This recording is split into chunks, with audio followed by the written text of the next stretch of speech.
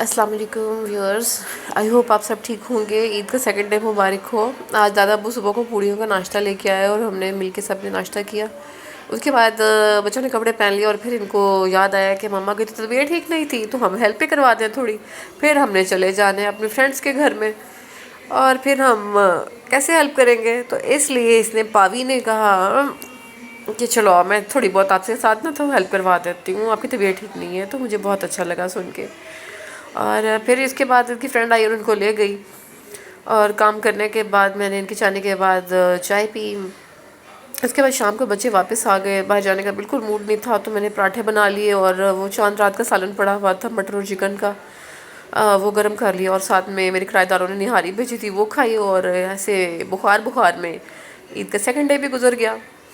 اور آپ میرے لیے دعا کیجیے گا کہ بخار ہے تقریباً 10 دن سے اتر ہی نہیں رہا۔